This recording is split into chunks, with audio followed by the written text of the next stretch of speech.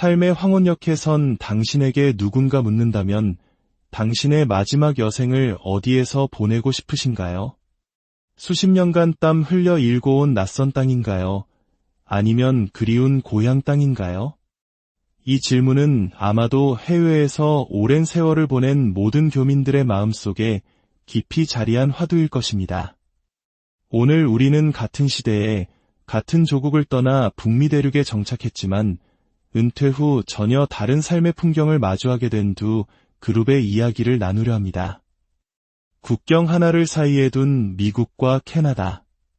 자유와 기회의 땅이라 불리는 미국에서의 은퇴와 복지와 안정의 나라로 알려진 캐나다에서의 은퇴는 어떻게 다를까요? 이민 1세대의 실제 목소리를 통해 두 사회 시스템이 한 개인의 노년에 미치는 깊은 영향을 따라가 보겠습니다. 어느 날 30년 넘게 각자 미국과 캐나다에서 살아온 두 교민 친구가 오랜만에 고국 한국에서 만났습니다. 은퇴를 앞두고 삶의 다음 장을 고민하던 두 사람은 서로의 이야기를 나누다 문득 깨달았습니다. 같은 북미인데 너와 나의 삶이 이렇게 다를 줄은 몰랐어. 그들의 삶은 무엇이 어떻게 달랐을까요? 첫 번째 이야기는 미국 오하이오에서 35년을 보낸 66의 박정민 씨의 이야기입니다. 젊은 시절 공장에서 일하며 두 아이를 키우느라 평생을 쉼없이 달려온 그에게 은퇴는 휴식이 아닌 불안의 시작이었습니다. 나이가 들면서 무릎이 아파오고 혈압약과 당뇨약을 달고 살게 되면서 병원 가는 일이 잦아졌습니다. 65세가 되어 노년층 의료보험인 메디케어에 가입하고 부족한 부분을 채워주는 보충보험까지 들었지만 병원비 부담은 눈덩이처럼 불어났습니다. 약값은 해마다 오르고 메디케어가 보장해주지 않는 항목들은 계속 늘어만 갔습니다. 그는 이렇게 말합니다. 아플까 봐 병원 가는 게 두려운 게 아니에요. 병원비 청구서가 무서워서 아픈 걸 숨기게 되더군요. 어느 날 허리 통증으로 간단한 시술을 받은 후 본인 부담금으로 $5,000, 우리 돈으로 약 600만 원이 넘는 청구서를 받아든 순간 그는 깊은 절망감에 빠졌습니다. 나는 이 나라에서 평생 세금을 내고 일했는데 왜 늙고 병드니 더 불안해져야만 하는 걸까? 결국 박정민 씨는 모든 것을 정리하고 한국행을 결심했습니다. 지금은 경기도 안양의 작은 임대 아파트에서 지내며 걸어서 복지관과 병원을 다닙니다. 여긴 병원이 코앞이고 진료비는 $10,000도 채 안 나와요. 한국이 정답이냐고요? 그건 모르겠어요. 하지만 적어도 여기선 아파도 덜 무서워요. 그의 얼굴엔 그제야 안도의 빛이 서려 있었습니다. 반면 캐나다 토론토 근교에서 40년을 살아온 68배 김문실 씨의 풍경은 사뭇 다릅니다. 남편과 함께 청소 일을 하며 두 아들을 대학까지 보낸 그녀의 삶은 결코 넉넉하지 않았습니다. 하지만 의료비 때문에 밤잠을 설치는 일은 없었습니다. 캐나다의 전 국민 무상 의료 시스템 덕분이었습니다. 65세가 되자 노령보장연금과 저소득층을 위한 소득보조금이 매달 통장에 들어오기 시작했습니다. 은행에 모아둔 얼마 안 되는 돈과 함께 그녀는 소박하지만 안정된 은퇴 생활을 시작했습니다. 돈이 많지는 않아요. 그렇다고 앞날이 캄캄하지도 않아요. 그녀는 허리가 아파 병원에 갈 때도 돈 걱정을 하지 않습니다. 다만 전문의 진료나 MRI 같은 정밀 검사를 받으려면 몇 달씩 기다려야 하는 불편함은 있습니다. 한국 같으면 당장 검사 받을 수 있겠죠. 하지만 여긴 그냥 그게 당연한 문화예요. 기다리는 대신 돈 걱정은 없으니까요. 처음엔 자녀들을 따라 한국으로 돌아갈까도 고민했지만 김문실 씨는 결국 캐나다에 남기로 했습니다. 몸은 좀 불편해도 마음은 편해요. 여긴 내가 평생 살아온 곳이고 이제는 내가 외국인이라는 생각도 들지 않아요. 그리고 무엇보다 돈 걱정이 없다는 것, 그게 가장 커요. 마지막으로 미국 시애틀과 캐나다 밴쿠버 두 도시를 모두 경험한 69 한상우 씨의 선택은 우리에게 더 많은 것을 시사합니다. 젊은 시절 미국에서 사업을 하던 그는 은퇴가 가까워지자 모든 것을 정리하고 캐나다로 이주했습니다. 이유는 단 하나, 미국의 살인적인 의료비 때문이었습니다. 나이가 드니까 내 몸보다 내 통장 잔고가 먼저 걱정되더라고요. 미국에선 언젠가 병원비 때문에 평생 일군 집을 팔아야 할지도 모른다는 공포가 있었어요. 캐나다는 불편한 점은 있어도 적어도 그런 공포는 없더군요. 그는 지금 캐나다의 느긋한 삶에 익숙해졌고 종종 한국을 방문하지만 다시 미국으로 돌아갈 생각은 추호도 없습니다. 속도나 편리함은 단연 미국이 최고였죠. 하지만 은퇴한 노인에게는 돈보다 중요한 게 안심이더라고요. 이 세 사람의 이야기는 단순히 개인의 경험이 아닙니다. 이는 미국과 캐나다라는 두 사회가 노년의 삶을 어떻게 바라보고 대하는지에 대한 근본적인 철학의 차이를 보여줍니다. 그렇다면 무엇이 이토록 큰 차이를 만드는 것일까요? 첫째, 단연 의료 시스템입니다. 미국은 메디케어라는 국가보험이 있지만 이것이 모든 것을 해결해주지는 않습니다. 진료비의 상당 부분은 여전히 본인이 부담해야 하고 특히 치과, 안경, 보청기, 그리고 장기 요양 서비스는 대부분 개인의 몫입니다. 복잡한 민간보험에 가입하지 않으면 한 번의 수술이나 질병으로도 재정적 파탄에 이를 수 있다는 공포가 사회 저변에 깔려 있습니다. 반면 캐나다는 의사 진료비, 입원비, 대부분의 검사비가 공공보험으로 전액 처리됩니다. 진료를 받기까지의 대기 시간은 길지만 기본적으로 돈이 없어서 치료를 받지 못하는 일은 없습니다. 마치 한국의 건강보험처럼 아파도 돈 걱정 없이 병원 문턱을 넘을 수 있다는 믿음, 그것이 캐나다 시스템의 핵심이며 노년층에게는 무엇과도 바꿀 수 없는 심리적 안정감을 줍니다.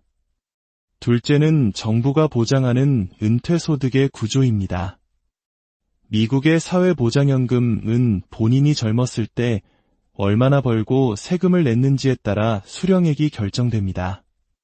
평생 저소득 노동자로 일했거나 자영업을 하며 소득 신고를 제대로 하지 못한 이민자들은 은퇴 후 턱없이 적은 연금으로 힘겨운 생활을 이어가야 하는 경우가 많습니다. 각자도생의 원칙이 노후에도 적용되는 셈입니다. 그러나 캐나다는 노령보장연금을 기본으로 지급하고 소득이 낮은 은퇴자에게는 정부가 추가로 소득보조금을 현금으로 지급합니다. 젊은 시절 자산을 많이 모으지 못했더라도 국가가 최소한의 인간다운 삶을 보장해주는 안전망이 존재하는 것입니다. 셋째는 삶의 기반이 되는 커뮤니티와 사회 구조의 차이입니다. 미국은 광활한 영토만큼이나 도시 간거리가 멀고 은퇴 후에는 교외의 주택에 거주하는 경우가 많습니다. 차가 없으면 병원이나 마트에 가는 것조차 어렵고 이웃과의 교류도 쉽지 않아 사회적 고립에 빠지기 쉽습니다. 한인 커뮤니티 역시 대부분 교회를 중심으로 형성되어 종교가 없는 이들은 소속감을 느끼기 어려운 구조입니다. 이에 비해 캐나다는 다문화주의를 국가 정책으로 표방하는 만큼 다양한 소수민족을 위한 커뮤니티 지원이 활발합니다. 토론토나 밴쿠버 같은 대도시에는 정부 지원을 받는 한인 복지회관, 시니어 센터, 노인정 등이 활성화되어 있어 언어 문제 없이도 다양한 프로그램에 참여하고 친구를 사귈 수 있습니다. 한국어로 된 통역 서비스나 건강 세미나도 꾸준히 열립니다. 대중교통이나 도보로 이동 가능한 곳에 이러한 인프라가 갖춰져 있다는 점은 운전이 어려워지는 노년층에게 큰 축복입니다. 물론 캐나다의 삶이 장밋빛이기만 한 것은 아닙니다. 살인적인 병원 대기 시간, 길고 추운 겨울, 그리고 대도시의 높은 물가는 분명한 단점입니다. 미국 역시 잘 준비된 사람에게는 세계 최고 수준의 의료 서비스와 풍요로운 은퇴 생활을 제공하는 기회의 땅입니다. 결국 선택은 하나의 정답으로 귀결되지 않습니다. 미국 교민들은 의료비와 외로움 때문에 고국을 그리워하고 캐나다 교민들은 느린 속도와 문화적 차이 때문에 때로 답답함을 느낍니다. 하지만 그들 모두가 더 나은 삶, 덜 외로운 삶, 그리고 더 안정된 삶을 향해 각자의 길을 찾고 있다는 점은 동일합니다. 이들의 이야기는 우리에게 중요한 질문을 던집니다.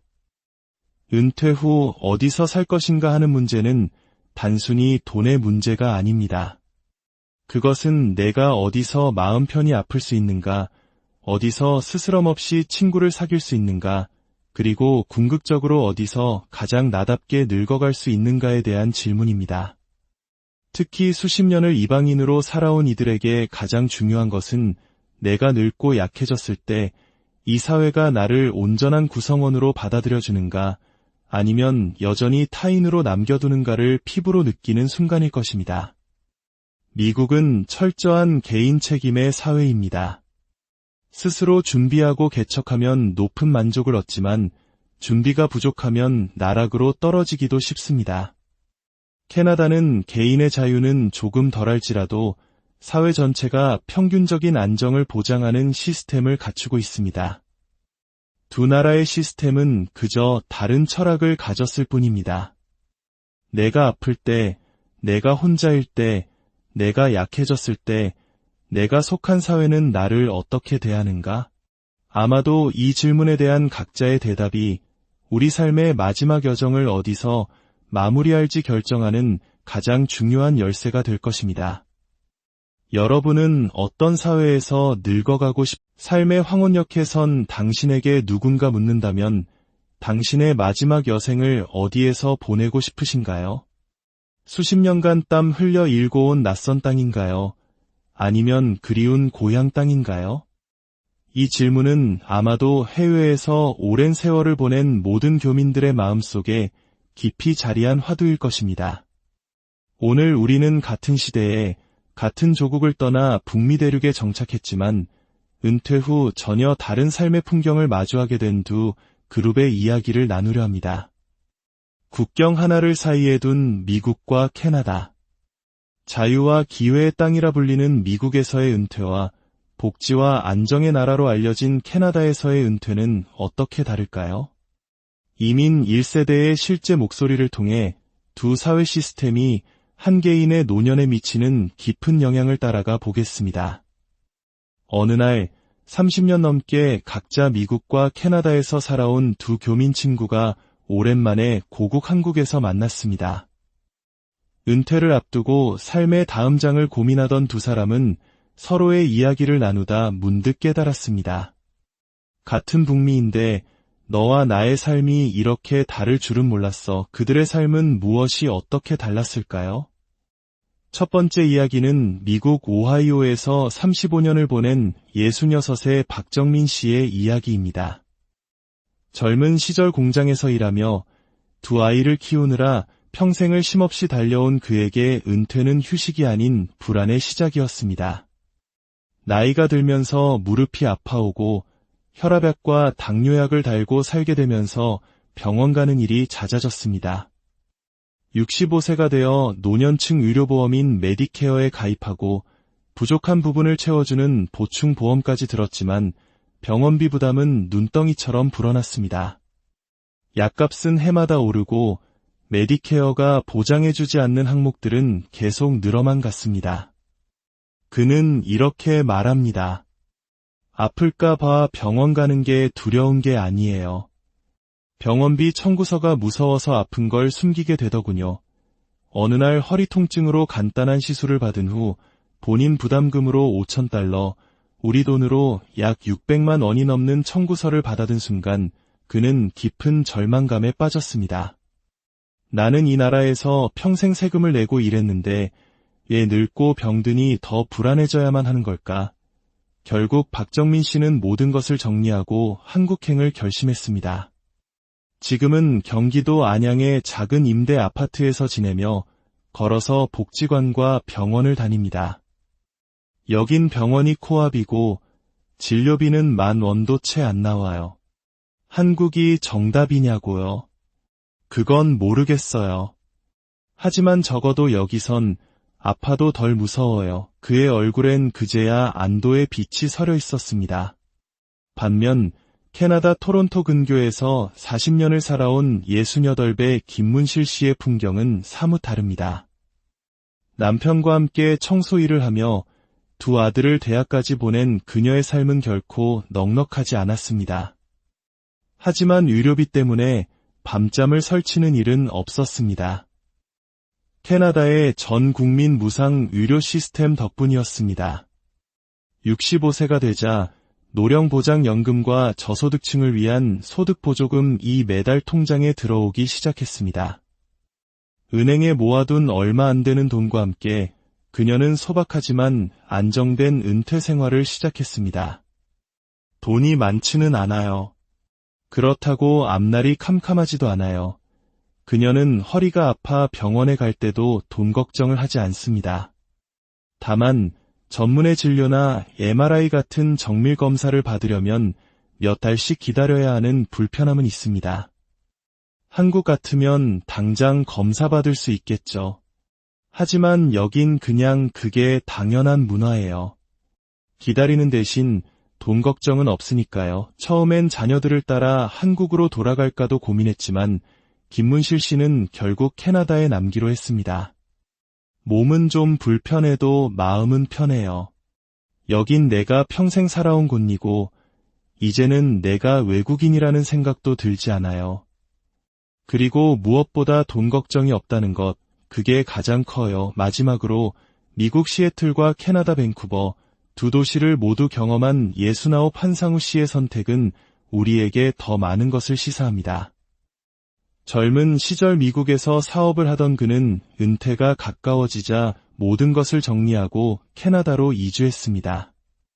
이유는 단 하나, 미국의 살인적인 의료비 때문이었습니다. 나이가 드니까 내 몸보다 내 통장 잔고가 먼저 걱정되더라고요. 미국에선 언젠가 병원비 때문에 평생 일군 집을 팔아야 할지도 모른다는 공포가 있었어요.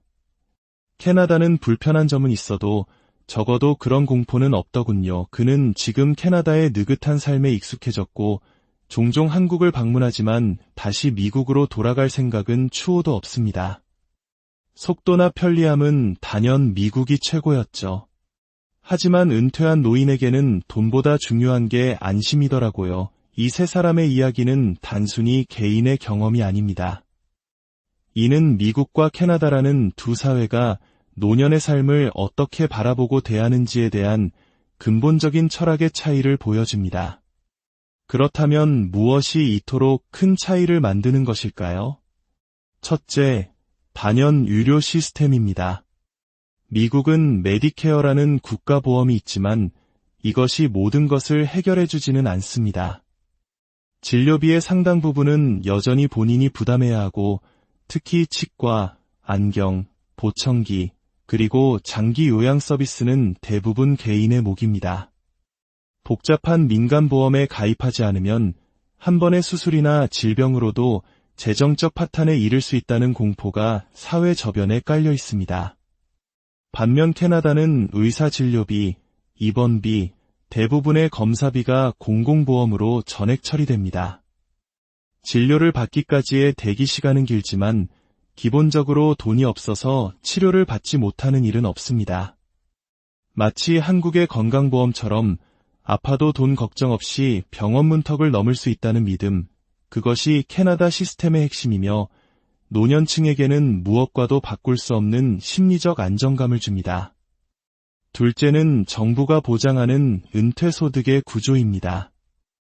미국의 사회보장연금은 본인이 젊었을 때 얼마나 벌고 세금을 냈는지에 따라 수령액이 결정됩니다. 평생 저소득 노동자로 일했거나 자영업을 하며 소득 신고를 제대로 하지 못한 이민자들은 은퇴 후 턱없이 적은 연금으로 힘겨운 생활을 이어가야 하는 경우가 많습니다. 각자 도생의 원칙이 노후에도 적용되는 셈입니다. 그러나 캐나다는 노령보장연금을 기본으로 지급하고 소득이 낮은 은퇴자에게는 정부가 추가로 소득보조금을 현금으로 지급합니다. 젊은 시절 자산을 많이 모으지 못했더라도 국가가 최소한의 인간다운 삶을 보장해주는 안전망이 존재하는 것입니다. 셋째는 삶의 기반이 되는 커뮤니티와 사회 구조의 차이입니다. 미국은 광활한 영토만큼이나 도시 간거리가 멀고 은퇴 후에는 교외의 주택에 거주하는 경우가 많습니다. 차가 없으면 병원이나 마트에 가는 것조차 어렵고 이웃과의 교류도 쉽지 않아 사회적 고립에 빠지기 쉽습니다. 한인 커뮤니티 역시 대부분 교회를 중심으로 형성되어 종교가 없는 이들은 소속감을 느끼기 어려운 구조입니다. 이에 비해 캐나다는 다문화주의를 국가 정책으로 표방하는 만큼 다양한 소수민족을 위한 커뮤니티 지원이 활발합니다. 토론토나 밴쿠버 같은 대도시에는 정부 지원을 받는 한인 복지회관, 시니어 센터, 노인정 등이 활성화되어 있어 언어 문제 없이도 다양한 프로그램에 참여하고 친구를 사귈 수 있습니다. 한국어로 된 통역 서비스나 건강 세미나도 꾸준히 열립니다. 대중교통이나 도보로 이동 가능한 곳에 이러한 인프라가 갖춰져 있다는 점은 운전이 어려워지는 노년층에게 큰 축복입니다. 물론 캐나다의 삶이 장밋빛이기만 한 것은 아닙니다. 살인적인 병원 대기 시간, 길고 추운 겨울, 그리고 대도시의 높은 물가는 분명한 단점입니다. 미국 역시 잘 준비된 사람에게는 세계 최고 수준의 의료 서비스와 풍요로운 은퇴 생활을 제공하는 기회의 땅입니다. 결국 선택은 하나의 정답으로 귀결되지 않습니다. 미국 교민들은 의료비와 외로움 때문에 고국을 그리워하고 캐나다 교민들은 느린 속도와 문화적 차이 때문에 때로 답답함을 느낍니다. 하지만 그들 모두가 더 나은 삶, 덜 외로운 삶, 그리고 더 안정된 삶을 향해 각자의 길을 찾고 있다는 점은 동일합니다. 이들의 이야기는 우리에게 중요한 질문을 던집니다. 은퇴 후 어디서 살 것인가 하는 문제는 단순히 돈의 문제가 아닙니다. 그것은 내가 어디서 마음 편히 아플 수 있는가, 어디서 스스럼 없이 친구를 사귈 수 있는가, 그리고 궁극적으로 어디서 가장 나답게 늙어갈 수 있는가에 대한 질문입니다. 특히 수십 년을 이방인으로 살아온 이들에게 가장 중요한 것은 내가 늙고 약해졌을 때 이 사회가 나를 온전한 구성원으로 받아들여주는가, 아니면 여전히 타인으로 남겨두는가를 피부로 느끼는 순간일 것입니다. 미국은 철저한 개인 책임의 사회입니다. 스스로 준비하고 개척하면 높은 만족을 얻지만 준비가 부족하면 나락으로 떨어지기도 쉽습니다. 캐나다는 개인의 자유는 조금 덜할지라도 사회 전체가 평균적인 안정을 보장하는 시스템을 갖추고 있습니다.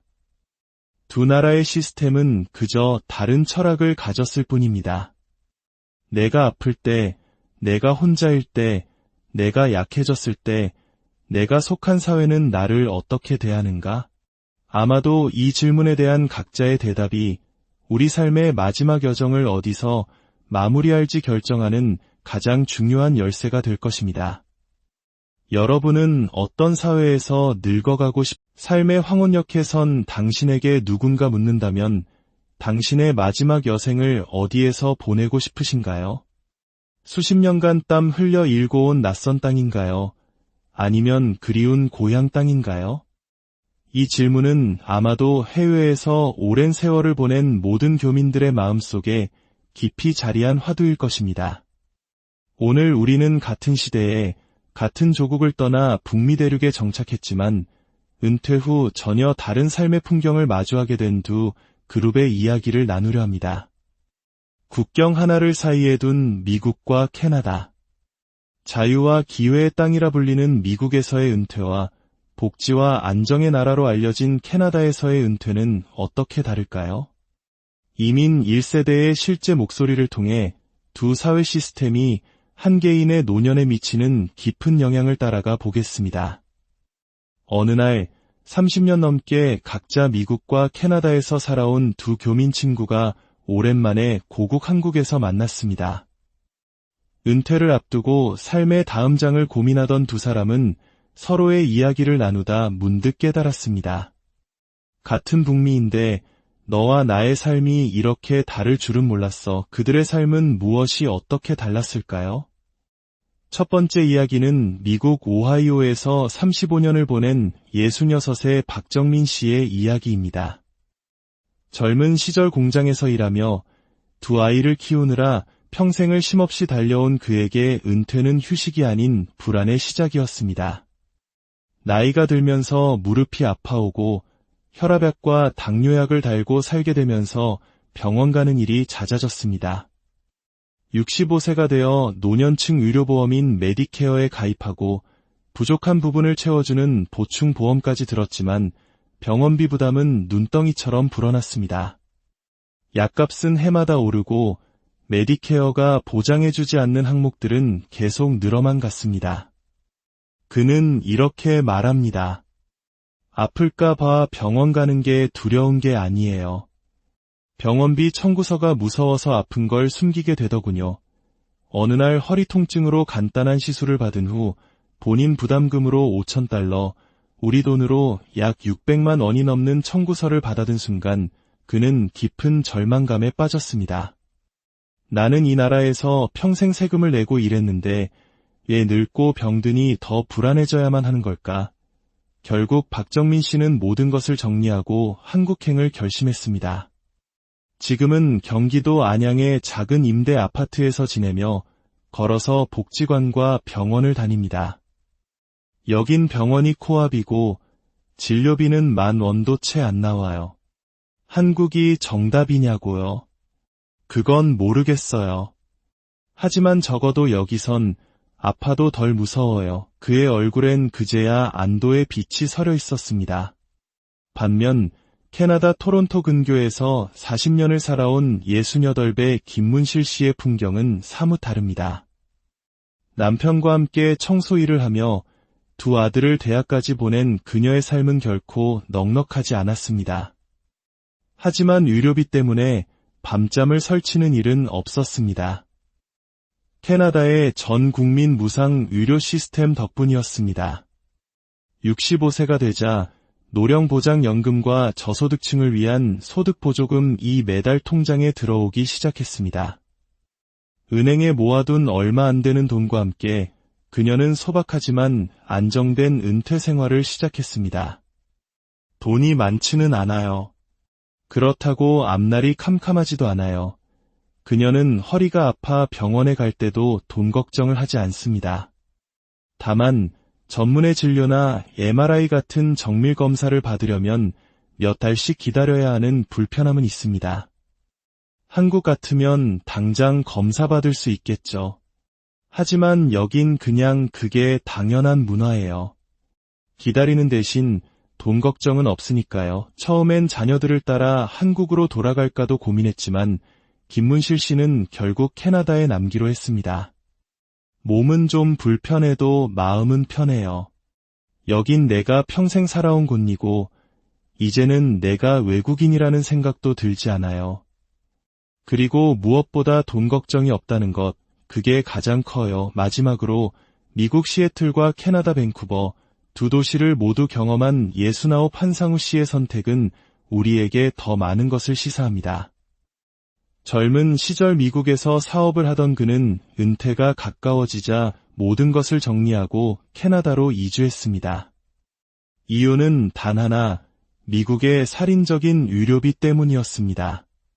나이가 드니까 내 몸보다 내 통장 잔고가 먼저 걱정되더라고요. 미국에선 언젠가 병원비 때문에 평생 일군 집을 팔아야 할지도 모른다는 공포가 있었어요. 캐나다는 불편한 점은 있어도 적어도 그런 공포는 없더군요. 그는 지금 캐나다의 느긋한 삶에 익숙해졌고 종종 한국을 방문하지만 다시 미국으로 돌아갈 생각은 추호도 없습니다. 속도나 편리함은 단연 미국이 최고였죠. 하지만 은퇴한 노인에게는 돈보다 중요한 게 안심이더라고요. 이 세 사람의 이야기는 단순히 개인의 경험이 아닙니다. 이는 미국과 캐나다라는 두 사회가 노년의 삶을 어떻게 바라보고 대하는지에 대한 근본적인 철학의 차이를 보여줍니다. 그렇다면 무엇이 이토록 큰 차이를 만드는 것일까요? 첫째, 단연 유료 시스템입니다. 미국은 메디케어라는 국가보험이 있지만 이것이 모든 것을 해결해주지는 않습니다. 진료비의 상당 부분은 여전히 본인이 부담해야 하고 특히 치과, 안경, 보청기, 그리고 장기 요양 서비스는 대부분 개인의 몫입니다. 복잡한 민간보험에 가입하지 않으면 한 번의 수술이나 질병으로도 재정적 파탄에 이를 수 있다는 공포가 사회 저변에 깔려 있습니다. 반면 캐나다는 의사진료비, 입원비, 대부분의 검사비가 공공보험으로 전액 처리됩니다. 진료를 받기까지의 대기 시간은 길지만 기본적으로 돈이 없어서 치료를 받지 못하는 일은 없습니다. 마치 한국의 건강보험처럼 아파도 돈 걱정 없이 병원 문턱을 넘을 수 있다는 믿음, 그것이 캐나다 시스템의 핵심이며 노년층에게는 무엇과도 바꿀 수 없는 심리적 안정감을 줍니다. 둘째는 정부가 보장하는 은퇴소득의 구조입니다. 미국의 사회보장연금은 본인이 젊었을 때 얼마나 벌고 세금을 냈는지에 따라 수령액이 결정됩니다.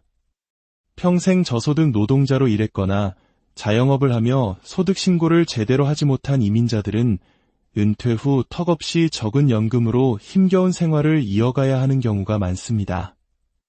각자 도생의 원칙이 노후에도 적용되는 셈입니다. 그러나 캐나다는 노령보장연금을 기본으로 지급하고 소득이 낮은 은퇴자에게는 정부가 추가로 소득보조금을 현금으로 지급합니다. 젊은 시절 자산을 많이 모으지 못했더라도 국가가 최소한의 인간다운 삶을 보장해주는 안전망이 존재하는 것입니다. 셋째는 삶의 기반이 되는 커뮤니티와 사회 구조의 차이입니다. 미국은 광활한 영토만큼이나 도시 간거리가 멀고 은퇴 후에는 교외의 주택에 거주하는 경우가 많습니다. 차가 없으면 병원이나 마트에 가는 것조차 어렵고 이웃과의 교류도 쉽지 않아 사회적 고립에 빠지기 쉽습니다. 한인 커뮤니티 역시 대부분 교회를 중심으로 형성되어 종교가 없는 이들은 소속감을 느끼기 어려운 구조입니다. 이에 비해 캐나다는 다문화주의를 국가 정책으로 표방하는 만큼 다양한 소수민족을 위한 커뮤니티 지원이 활발합니다. 토론토나 밴쿠버 같은 대도시에는 정부 지원을 받는 한인 복지회관, 시니어 센터, 노인정 등이 활성화되어 있어 언어 문제 없이도 다양한 프로그램에 참여하고 친구를 사귈 수 있습니다. 한국어로 된 통역 서비스나 건강 세미나도 꾸준히 열립니다. 대중교통이나 도보로 이동 가능한 곳에 이러한 인프라가 갖춰져 있다는 점은 운전이 어려워지는 노년층에게 큰 축복입니다. 물론 캐나다의 삶이 장밋빛이기만 한 것은 아닙니다.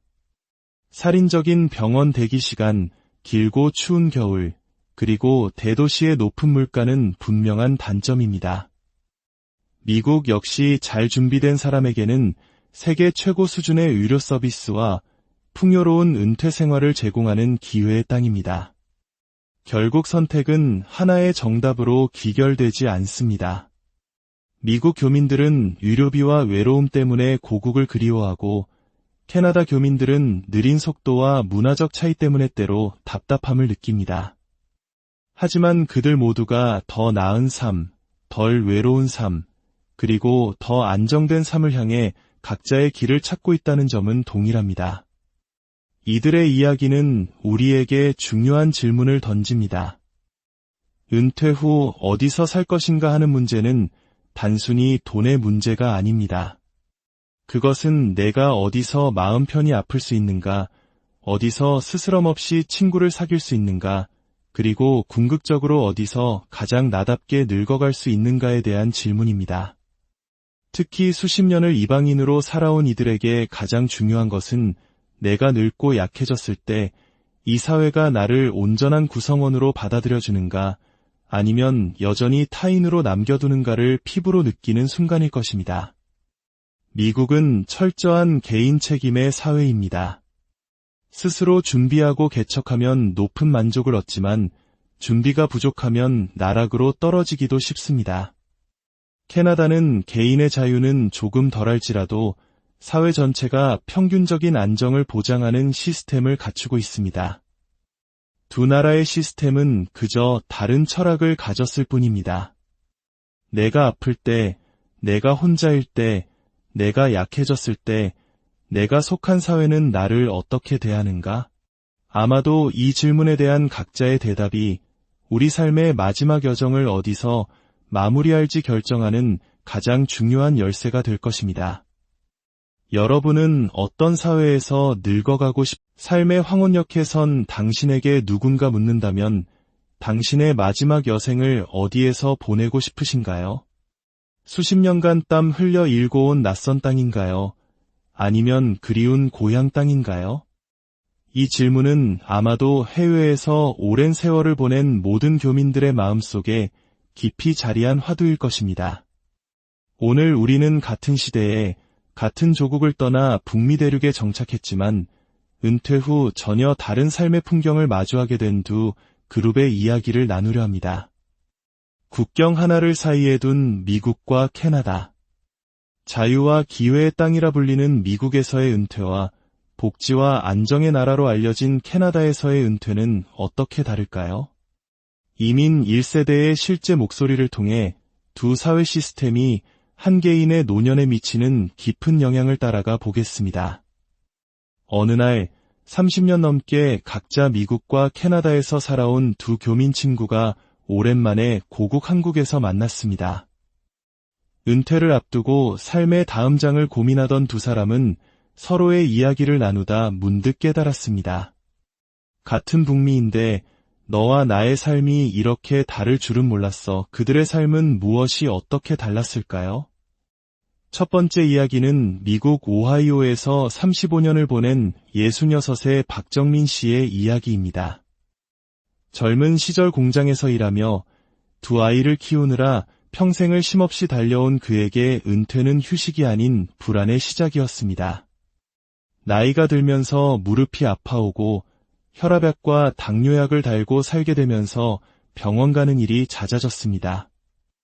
65세가 되어 노년층 의료보험인 메디케어에 가입하고 부족한 부분을 채워주는 보충보험까지 들었지만 병원비 부담은 눈덩이처럼 불어났습니다.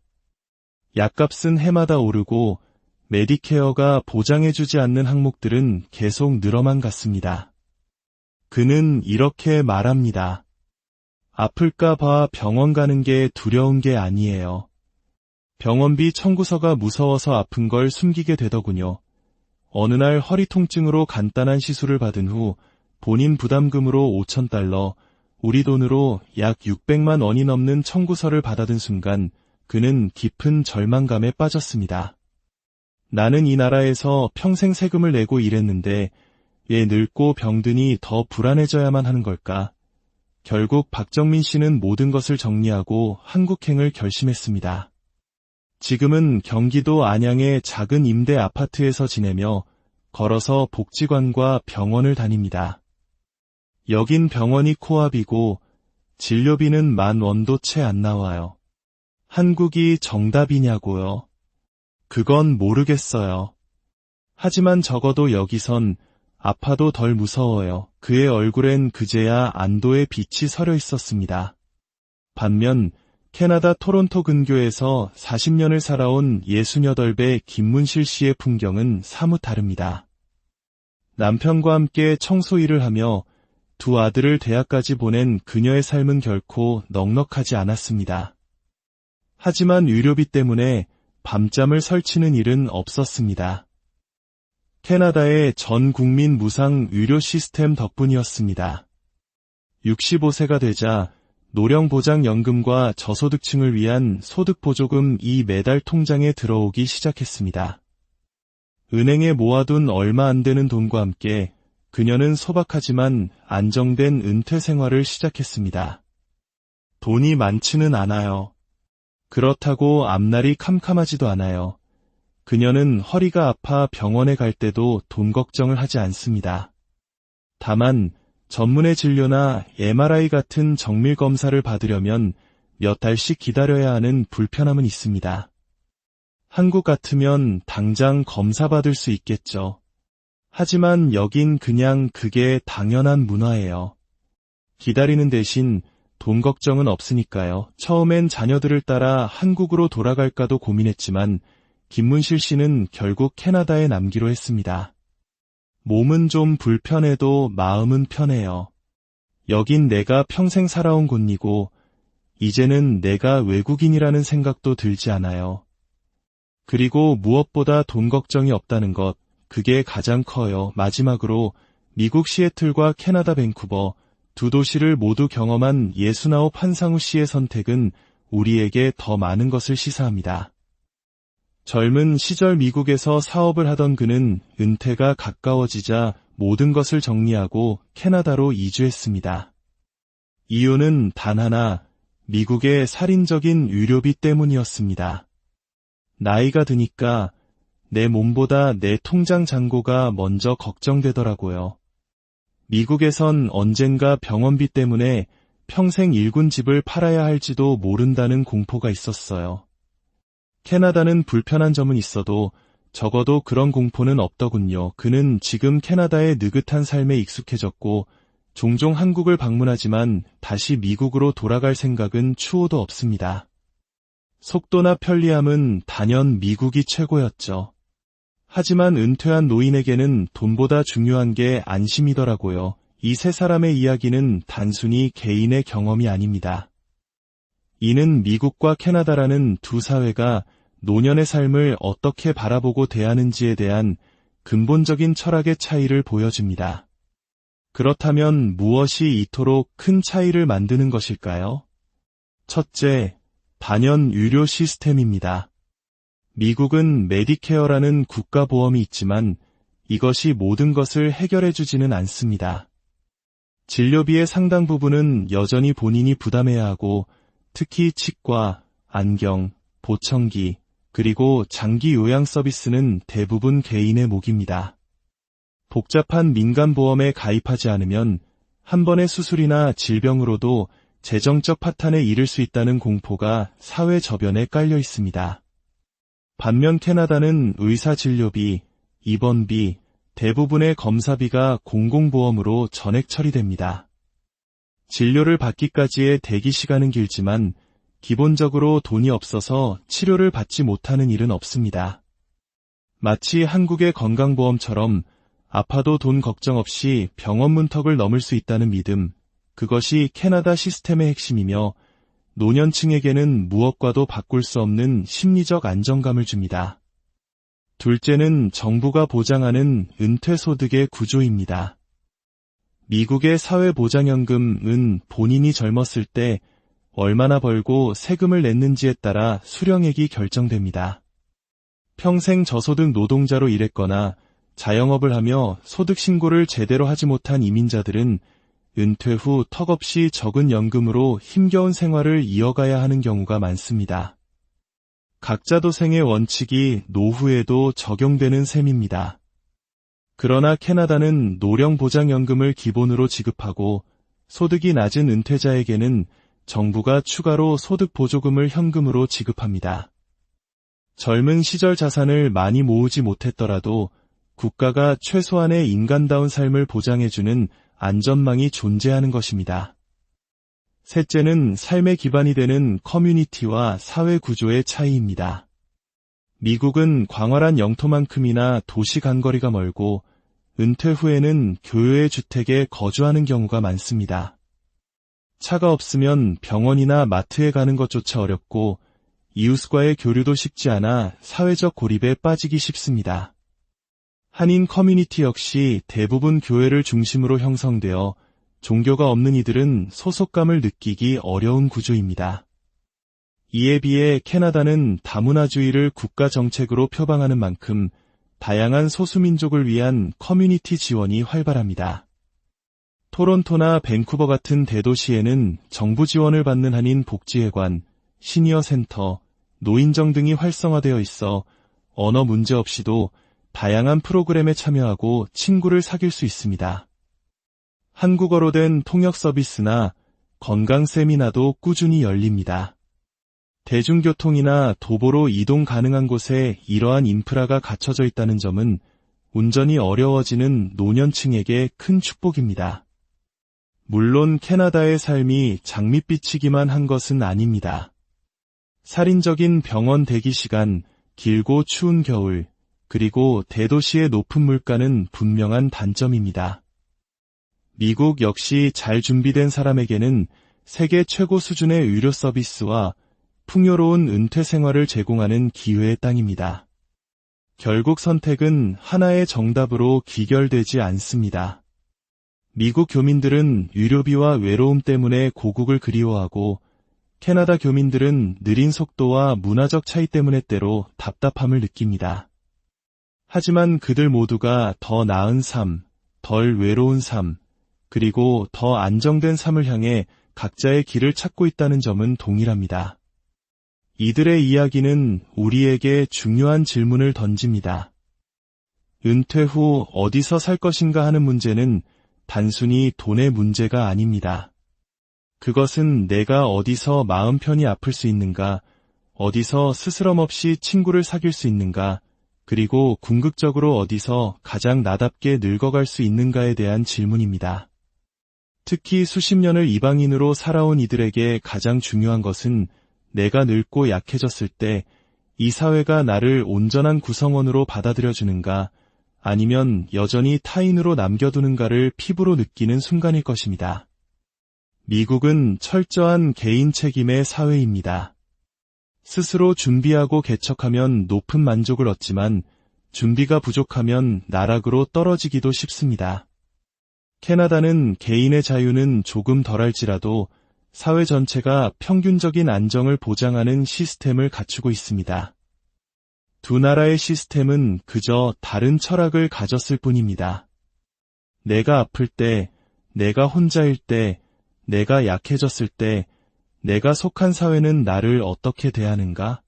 아마도 이 질문에 대한 각자의 대답이 우리 삶의 마지막 여정을 어디서 마무리할지 결정하는 가장 중요한 열쇠가 될 것입니다. 여러분은 어떤 사회에서 늙어가고 삶의 황혼역에 선 당신에게 누군가 묻는다면 당신의 마지막 여생을 어디에서 보내고 싶으신가요? 수십 년간 땀 흘려 일궈온 낯선 땅인가요? 아니면 그리운 고향 땅인가요? 이 질문은 아마도 해외에서 오랜 세월을 보낸 모든 교민들의 마음속에 깊이 자리한 화두일 것입니다. 오늘 우리는 같은 시대에 같은 조국을 떠나 북미 대륙에 정착했지만 은퇴 후 전혀 다른 삶의 풍경을 마주하게 된 두 그룹의 이야기를 나누려 합니다. 국경 하나를 사이에 둔 미국과 캐나다. 자유와 기회의 땅이라 불리는 미국에서의 은퇴와 복지와 안정의 나라로 알려진 캐나다에서의 은퇴는 어떻게 다를까요? 이민 1세대의 실제 목소리를 통해 두 사회 시스템이 한 개인의 노년에 미치는 깊은 영향을 따라가 보겠습니다.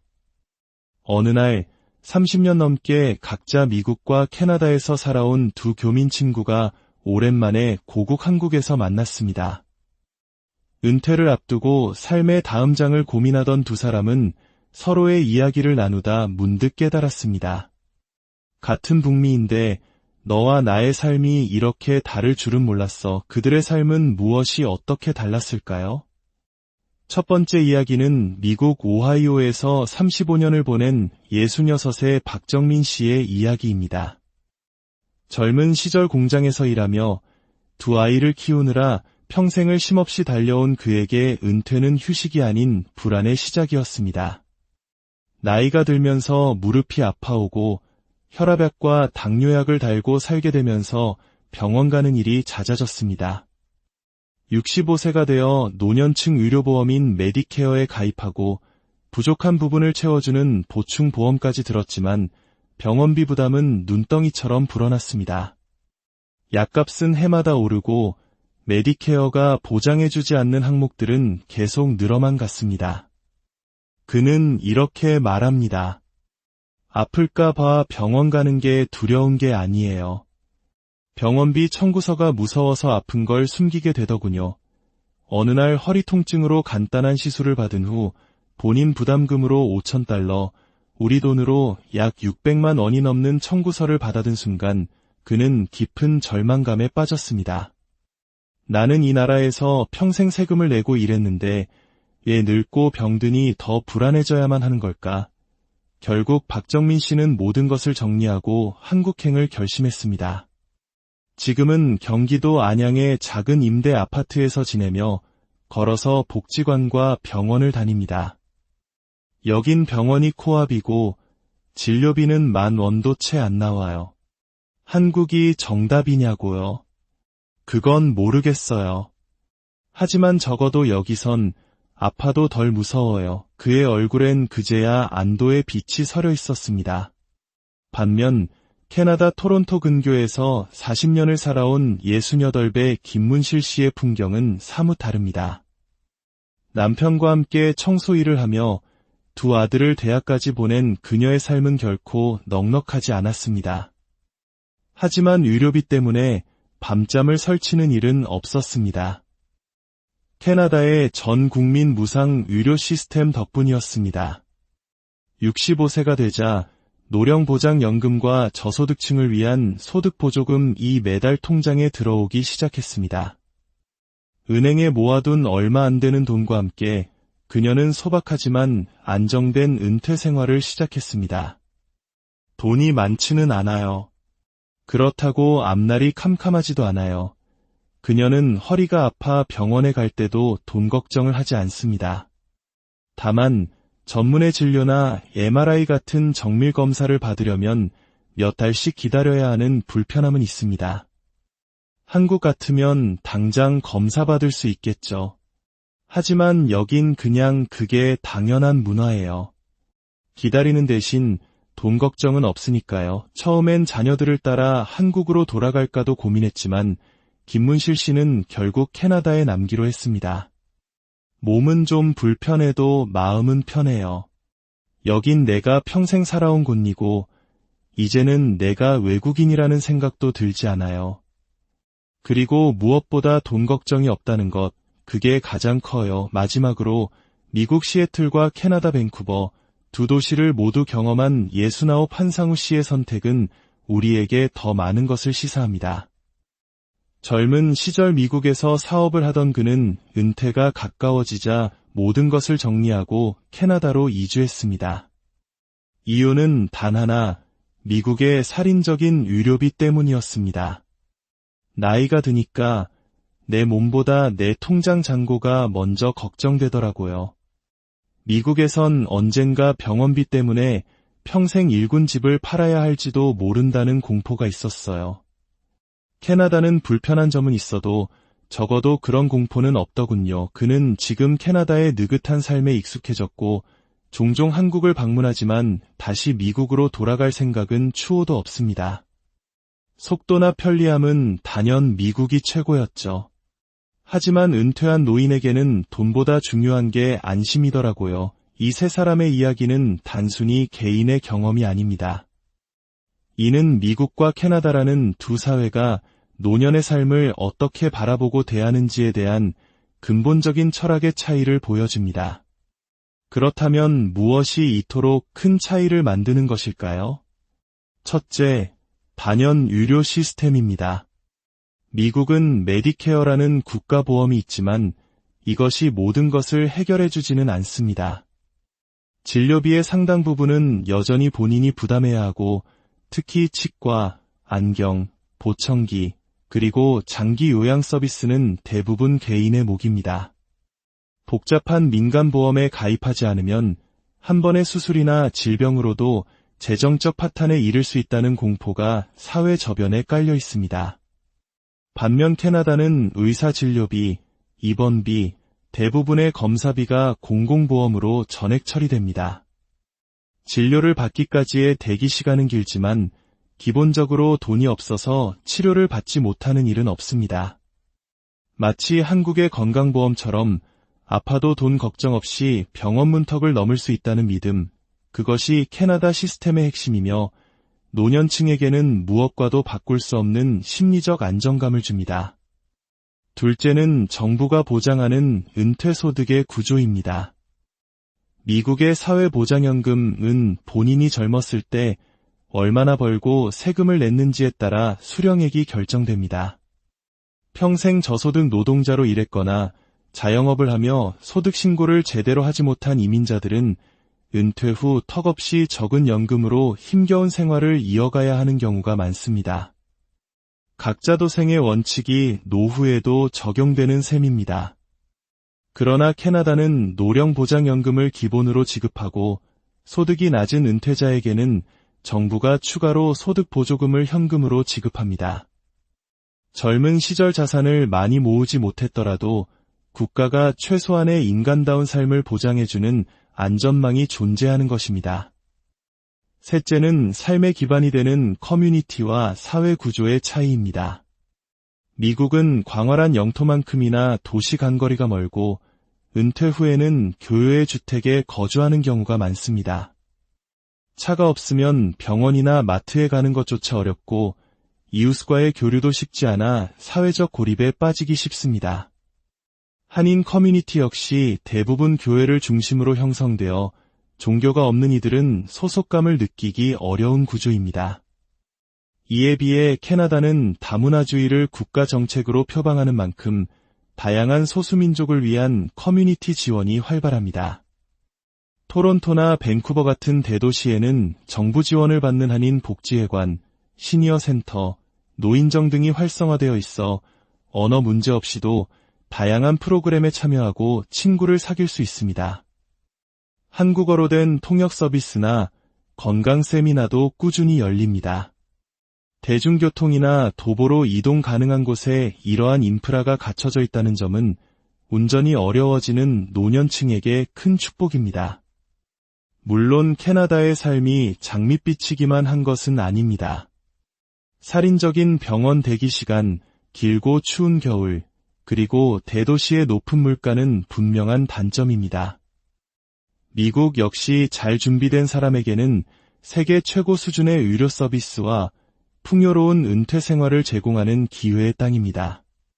결국 선택은 하나의 정답으로 귀결되지 않습니다.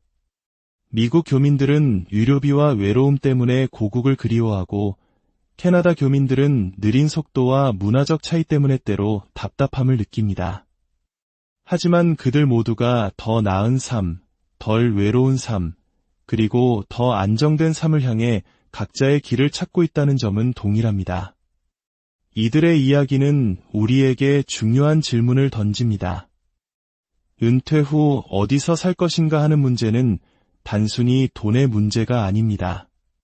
그것은 내가 어디서 마음 편히 아플 수 있는가, 어디서 스스럼 없이 친구를 사귈 수 있는가, 그리고 궁극적으로 어디서 가장 나답게 늙어갈 수 있는가에 대한 질문입니다.